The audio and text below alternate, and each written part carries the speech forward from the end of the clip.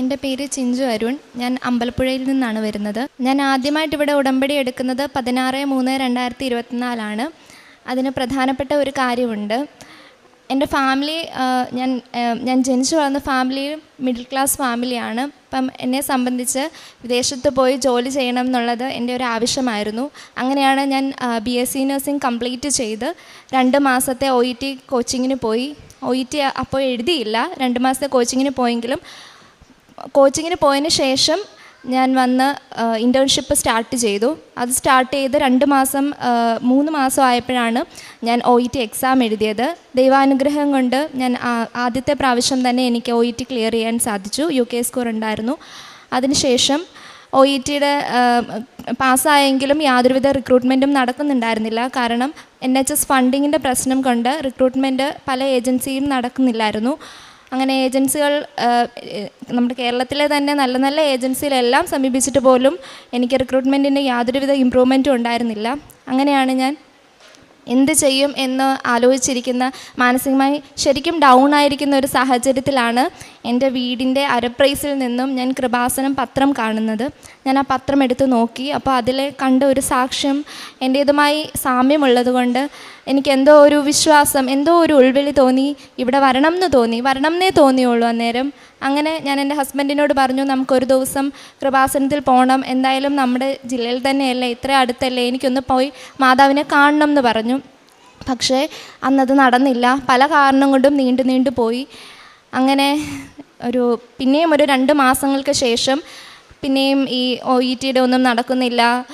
പിന്നെ ഈ കുടുംബക്കാരുടെയും അതുപോലെ നമ്മളെ കാണുന്നവരും എല്ലാം ഈ എക്സാം പാസ്സായിട്ടും ഇതുവരെ ഒന്നും ആയില്ലേ, പിന്നെ കുറേ പരിഹാസങ്ങൾ, പുച്ഛം, അവഗണന, ഒറ്റപ്പെടൽ ഒക്കെ ഒരുപാട് അനുഭവിച്ചു.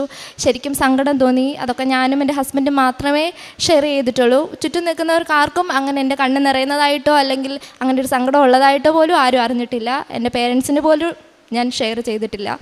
അങ്ങനെ ഇരിക്കുന്ന ഒരവസരത്തിൽ പിന്നെയും ഞാൻ എൻ്റെ വീടിൻ്റെ ഡൈനിങ് ടേബിളിൽ ഇരിക്കുമ്പോഴാണ് ഇനി എന്ത് ചെയ്യും എൻ്റെ ദൈവമേ എന്ന് ഞാനിങ്ങനെ ആലോചിച്ചിരിക്കുമ്പോഴാണ് വീണ്ടും അതേ പത്രം തന്നെ ഞാൻ ആ മുറിയിലെ ഷെൽഫിൽ കണ്ടു. അതെടുത്ത് നോക്കി. അന്നേരം ഹസ്ബൻഡിനോട് എന്ന് പറഞ്ഞു, ഏട്ടാ നമുക്ക് പോകാം, എന്തായാലും വീണ്ടും ഇത് തന്നെ കാണിച്ചു, എന്താ ഇങ്ങനെ, നമുക്കൊന്ന് പോയി കാണാം, ഒന്ന് പോയി പ്രാർത്ഥിച്ചിട്ട് വരാമെന്ന് പറഞ്ഞു. അങ്ങനെ ഞങ്ങൾ 2 പേരും കൂടിയാണ് ആദ്യമായിട്ട് ഇവിടെ ഉടമ്പടി എടുക്കാൻ വരുന്നത്.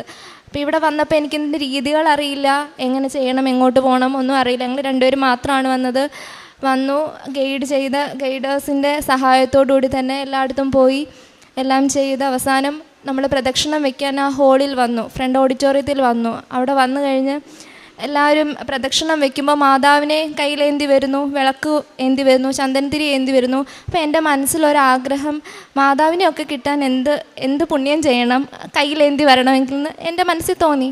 അങ്ങനെ ആ അവിടെ നിന്ന് സിസ്റ്റർ ആ ലോട്ട് ഇടുന്ന താലം നീട്ടിയപ്പോൾ അതിലൊരെണ്ണം ഞാൻ എടുത്തെങ്കിലും ഞാനിത് തുറന്ന് നോക്കിയില്ല. അപ്പോൾ എല്ലാവരും മെഴുകുതിരി കിട്ടിയ ആൾ അത് പറഞ്ഞു, കിട്ടിയത് ഇതാണ്, ചന്ദനത്തിരി കിട്ടിയ ആൾ പറഞ്ഞു ഇതാണെന്ന്. അപ്പോൾ എന്നോട് സിസ്റ്റർ പറഞ്ഞു, നിൻ്റെ കയ്യിൽ എന്തായിരിക്കുന്നത് നോക്കെന്ന് പറഞ്ഞു. ആ സമയത്താണ് ഞാനത് തുറന്ന് നോക്കിയപ്പോൾ മാതാവ്. ഭയങ്കര സന്തോഷം തോന്നി. കാരണം ആദ്യമായിട്ട് വരുന്നു, ഒന്നും അറിയില്ല. അത്രയും ഒരു അനുഗ്രഹം കിട്ടിയപ്പോൾ എനിക്കൊരു വല്ലാത്ത വിശ്വാസം തോന്നി, എന്തോ കൂടെ ഉള്ളതുപോലൊരു തോന്നൽ തോന്നി. അങ്ങനെയാണ് മാതാവിനെ കയ്യിലേന്തി ഞാൻ ഇവിടെ വന്നു. ഭയങ്കര സന്തോഷം തോന്നി. തിരികെ മടങ്ങുമ്പോഴേ എനിക്ക് വല്ലാത്തൊരു ആത്മവിശ്വാസം തോന്നി. അറ്റ് ഫൈനൽ എന്തായാലും എനിക്ക് സന്തോഷമുള്ള എന്തെങ്കിലും സംഭവിക്കുന്നത് തന്നെ ഞാൻ ഉറച്ച് വിശ്വസിച്ചു. പിന്നുള്ള ഒരു കാത്തിരിപ്പായിരുന്നു. ആദ്യത്തെ ഉടമ്പടി കഴിയാറാവുന്ന ആ ഒരു ടൈമിലാണ് ഞാൻ റെഫറൽ ചെയ്യുന്നത്. കാരണം ഇനി ആ ഒരു ഓപ്ഷനേ ഉള്ളൂ. റിക്രൂട്ട്മെൻറ്റ് സാധാരണ രീതിയിൽ ഒന്നും നടക്കുന്നില്ല. ഈ OET എക്സാം എന്ന് പറയുമ്പോൾ കേൾക്കുമ്പോൾ എളുപ്പമായിട്ട് തോന്നുമെങ്കിലും അതിൻ്റെ ഫണ്ട്, അതായത് നമ്മൾ ആദ്യം എക്സാം എഴുതുന്ന ഒരു ഫീ അവിടുത്തെ ഫീ ആണ്. അപ്പം നമ്മുടെ ഇന്ത്യൻ രൂപ ഏകദേശം 35,000 ആയിരുന്നു അന്നത്തെ രൂപ.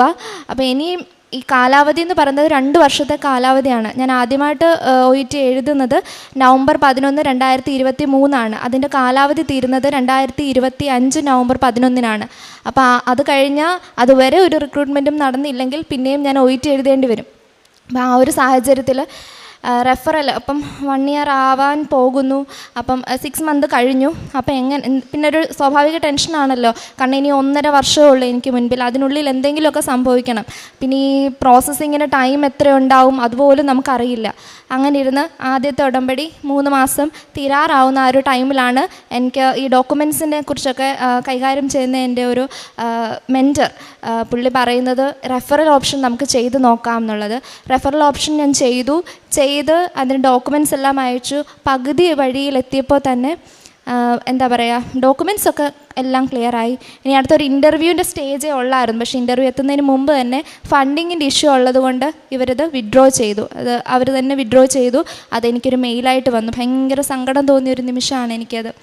അപ്പോൾ ഇതിൻ്റെ ഇടയ്ക്ക്, അതായത് ഈ ഒരു പ്രോസസ്സിങ്ങിന് മാസങ്ങൾ, അപ്പോൾ ആദ്യത്തെ ഒരു മാസം നമ്മൾ റെഫറൽ ചെയ്തു, അത് ആ മാസം അവസാനമായിരിക്കും ഒരു മെയിൽ അവരുടെ നിന്ന് വരുന്നത്. പിന്നെ ഡോക്യുമെൻറ്റ്സ് അയച്ചു കൊടുത്തു. അങ്ങനെ അതിൻ്റെ ഇടയ്ക്ക് ആദ്യത്തെ ഉടമ്പടി കഴിഞ്ഞു. അങ്ങനെ രണ്ടാമത് വീണ്ടും അത് പുതുക്കി ആ ഒരു ടൈമിലാണ് ഈ റെഫറലിന് ഇത് മുടങ്ങിപ്പോയെങ്കിലും എനിക്കത് എന്താ മാതാവിനോട് ദേഷ്യം തോന്നിയില്ല, പക്ഷെ സങ്കടം തോന്നി, ശരിക്കും സങ്കടം തോന്നി. കാരണം അത് പകുതി വഴിയിലെത്തി. ഒന്നെങ്കിൽ എനിക്ക് കിട്ടിയില്ലെങ്കിൽ ഞാൻ പ്രതീക്ഷിച്ചിരുന്നേനെ, പക്ഷെ കിട്ടിയിട്ട് പകുതി വഴി പോയപ്പോൾ എനിക്ക് ശരിക്കും സങ്കടം തോന്നി. അങ്ങനെ അത് കഴിഞ്ഞു. പിന്നെ മുൻപോട്ട് പോയി. അതിൻ്റെ ഇടയ്ക്ക് പല പ്രശ്നങ്ങൾ വന്നു. അതായത് ഈ ഒരു പ്രശ്നം മാത്രമല്ല, പല പ്രശ്നങ്ങൾ വന്നു. ലൈക്ക് എല്ലാം കൂടെ എങ്ങനെ സോൾവ് ചെയ്യണമെന്നറിയാതെ ആകെ ഒരു സൊല്യൂഷൻ ഇല്ല. പ്രോബ്ലങ്ങൾ ഇഷ്ടം പോലെ ഉണ്ട്, സൊല്യൂഷൻ കിട്ടുന്നില്ല. അങ്ങനെ ഒരു അറ്റ്മോസ്ഫിയറിൽ ഞാൻ എത്തി. ഞാനും എൻ്റെ ഹസ്ബൻഡ് മാത്രമാണ് അത് മുഴുവൻ അതിജീവിച്ചത്. ഞങ്ങൾ രണ്ടുപേരും മാത്രമേ അത് അറിഞ്ഞിട്ടുള്ളൂ, വേറെ ആരെയും അറിയിച്ചിട്ടുമില്ല. അങ്ങനെ ഞങ്ങൾ മുൻപോട്ട് പോയിക്കൊണ്ടിരുന്ന സമയത്താണ് എനിക്ക് ഒരു ദിവസം ഇതുപോലെ സങ്കടം, എന്ത് ചെയ്യണം, എനിക്കിനി ഒന്നും ചെയ്യാനില്ലല്ലോ, കാരണം 1 ഇയർ ആവുന്നു.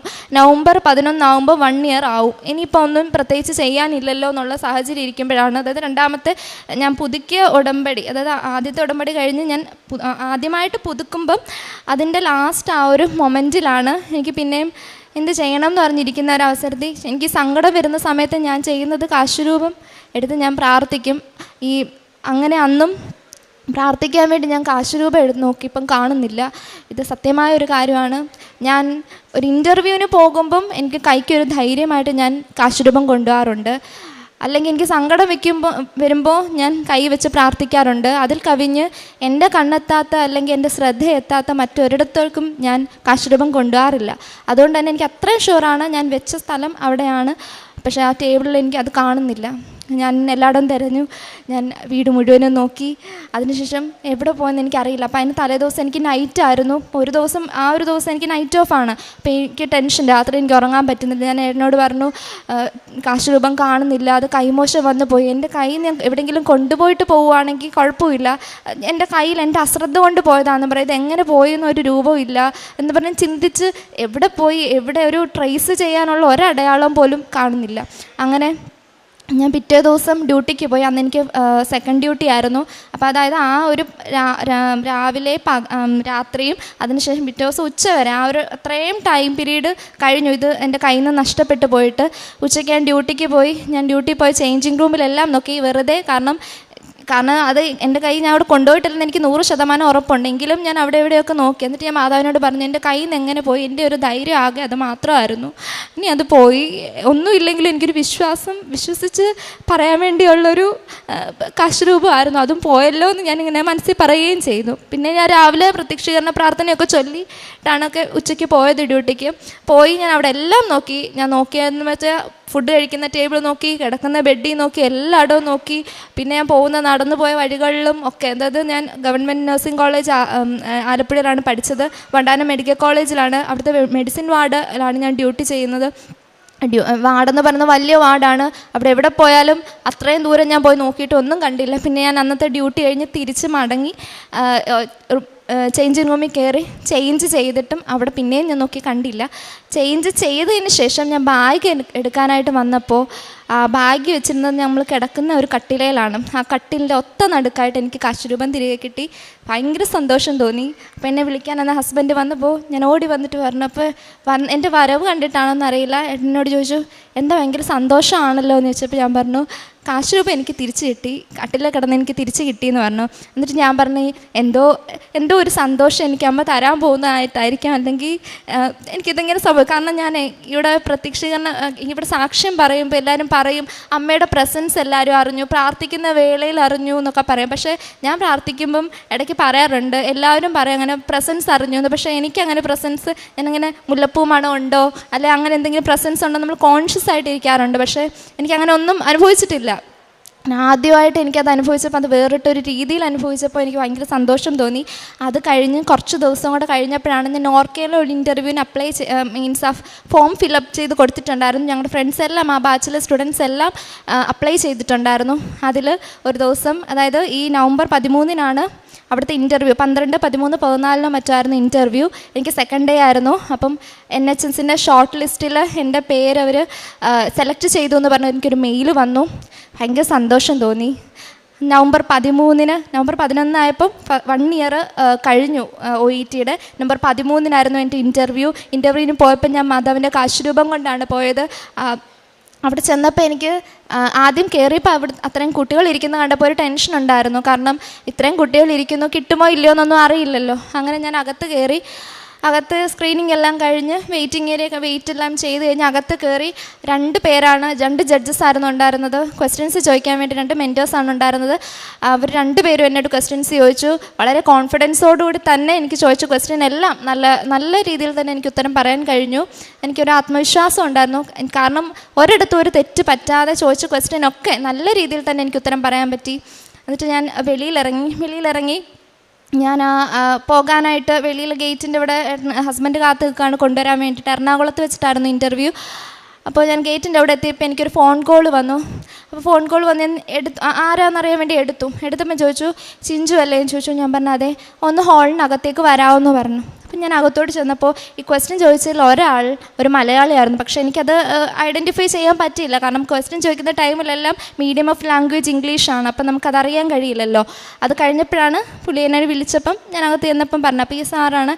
അപ്പോൾ എന്നെ അപ്രിഷ്യേറ്റ് ചെയ്തു നല്ല രീതിയിൽ തന്നെ. അവർ ശരിക്കും സർപ്രൈസ്ഡ് ആയിപ്പോയി ഇങ്ങനെ ഉത്തരം പറഞ്ഞതിൽ. എന്താണ് ഞാൻ ചെയ്തതെന്ന് ചോദിച്ചു, എങ്ങനെ ഇത് സാധിച്ചു എന്ന് ചോദിച്ചു. പക്ഷേ എനിക്കൊന്നും പറയാൻ കഴിഞ്ഞാൽ ശരിക്കും ഷോക്കഡായിപ്പോയി. കാരണം അത്രയും വലിയ ആൾക്കാർ അത്രയും വലിയൊരു പ്ലാറ്റ്ഫോമിൽ വെച്ച് അങ്ങനെ ഒന്ന് പറയാമെന്ന് വെച്ച് കഴിഞ്ഞാൽ എനിക്കത് കിട്ടിയില്ലെങ്കിൽ പോലും ആ പറഞ്ഞ വാക്കുകൾ വളരെ സന്തോഷമായിരുന്നു.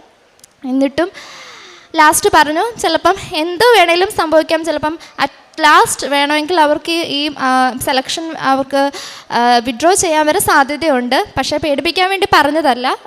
ഞാൻ എന്തായാലും വെയിറ്റ് ചെയ്യും, അവർ റാങ്ക് ലിസ്റ്റ് പിന്നെ അനൗൺസ് ചെയ്യുള്ളൂ എന്ന് പറഞ്ഞു. അതായത് റിസൾട്ട് അപ്പോൾ അനൗൺസ് ചെയ്തില്ല. ഞാൻ തിരിച്ച് വന്നപ്പോൾ പറഞ്ഞത് സന്തോഷം തോന്നിയെങ്കിൽ ലാസ്റ്റ് പറഞ്ഞ ആ ഒരു നെഗറ്റീവ്, അതല്ലേ നമുക്ക് എത്ര പോസിറ്റീവ് കാര്യം പറഞ്ഞാലും എന്തെങ്കിലും ഒരു നെഗറ്റീവ് പറഞ്ഞാൽ അതായിരിക്കും ആദ്യം കയറി സ്ട്രൈക്ക് ചെയ്യുന്നത്. എനിക്കും ആ നെഗറ്റീവായി പറഞ്ഞ കാര്യമാണ് ഉള്ളിൽ കൂടുതലുണ്ടായിരുന്നത്. അതുകൊണ്ട് തന്നെ ഞാൻ കിട്ടുമോ ഇല്ല, കാരണം ഒരു തവണ അപ്ലൈ ചെയ്തു പകുതി വഴിക്ക് മുടങ്ങിപ്പോയതാണല്ലോ. അപ്പോൾ ഇനി എന്ത് സംഭവിക്കുമെന്നറിയില്ല. വേറെ എല്ലാവർക്കും പ്രതീക്ഷ കൊടുത്ത് നിരാശപ്പെടുത്തേണ്ടെന്ന് കരുതി ഞാനൊന്നും പറഞ്ഞില്ല. അപ്പം നവംബർ 27 ആയപ്പോഴത്തേക്കാണ് ഇൻ്റർവ്യൂവിന് സെലക്ഷൻ കിട്ടിയെന്ന് പറഞ്ഞിട്ട് എനിക്കൊരു മെയിൽ വന്നു. പിന്നെ അങ്ങോട്ട് ഞാൻ ഒന്നും അറിയേണ്ടി വന്നില്ല. ഈ ഒരൊറ്റ മാസം കൊണ്ട് വളരെ ഫാസ്റ്റായിട്ട് ഡോക്യുമെൻറ്റ്സും പേപ്പറും എല്ലാ കാര്യങ്ങളും നടന്നു. എല്ലാം കഴിഞ്ഞു. എനിക്ക് വിസയും ടിക്കറ്റും വന്നു. ഈ മാസം ജനുവരി 28, അതായത് ഈ വരുന്ന ചൊവ്വാഴ്ച രാത്രി 9 ഫ്ലൈറ്റിന് ഞാൻ UK പോവുകയാണ്.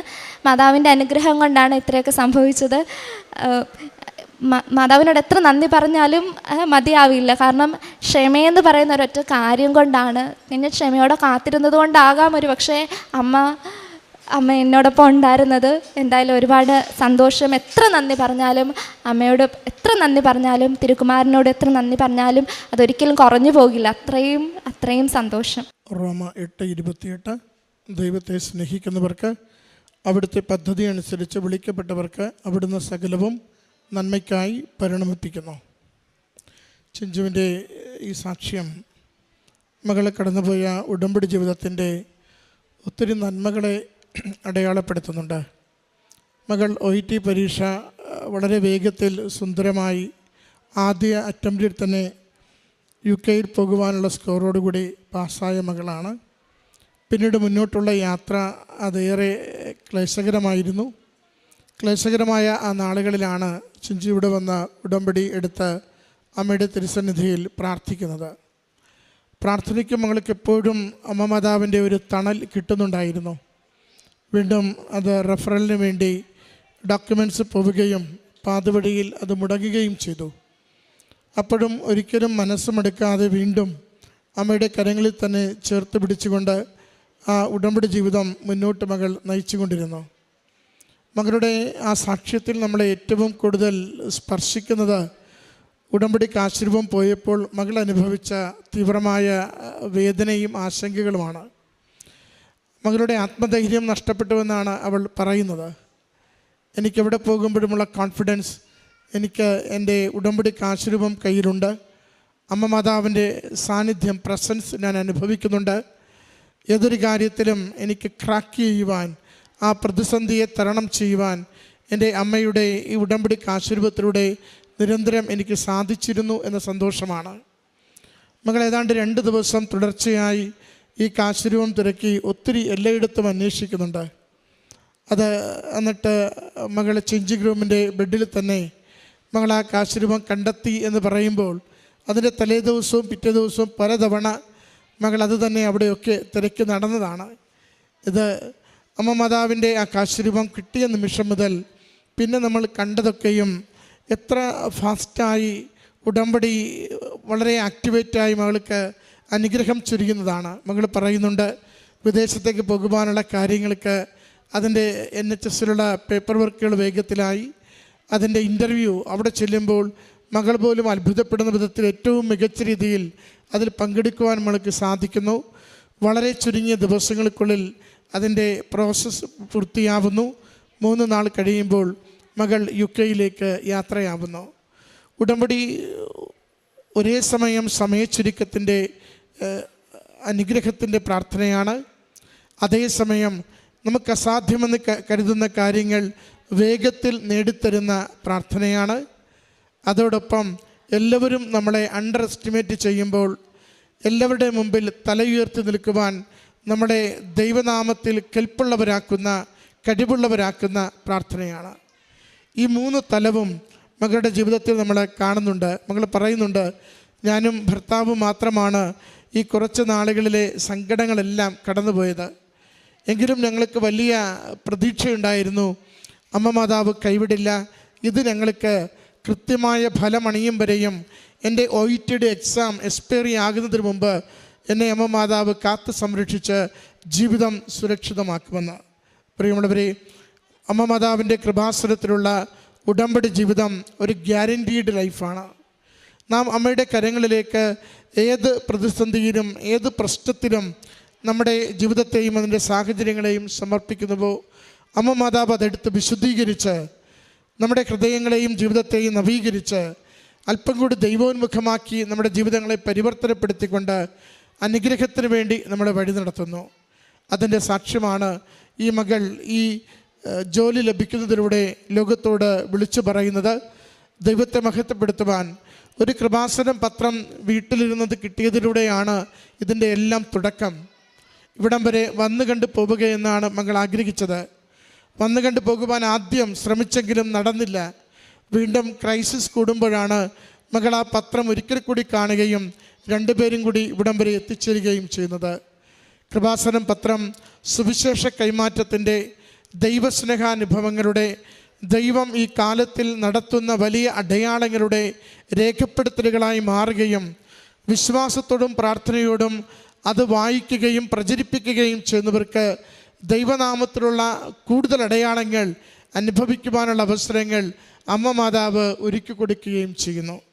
നമ്മളെയും ഈ നാളുകളിൽ വിശ്വാസ കൈമാറ്റത്തിൻ്റെ പ്രചാരകരാക്കി മാറ്റണമേ എന്ന് പ്രാർത്ഥിച്ചുകൊണ്ട് ഈ മകൾക്ക് ലഭിച്ച ഈ അനുഗ്രഹത്തിന് കരങ്ങളടിച്ച് അമ്മ മാതാവിനും തിരുക്കുമാരനും നമുക്ക് നന്ദി അർപ്പിക്കാം.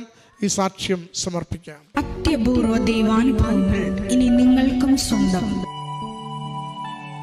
ഈ യൂട്യൂബ് ചാനൽ ഇതുവരെ സബ്സ്ക്രൈബ് ചെയ്തിട്ടില്ലെങ്കിൽ ഇപ്പോൾ തന്നെ സബ്സ്ക്രൈബ് ചെയ്യുക. ഈ വീഡിയോ ഇപ്പോൾ തന്നെ നിങ്ങളുടെ സുഹൃത്തുക്കൾക്ക് ഷെയർ ചെയ്തുകൊണ്ട് കർത്താവിൻ്റെ പ്രേക്ഷിതരാകുക.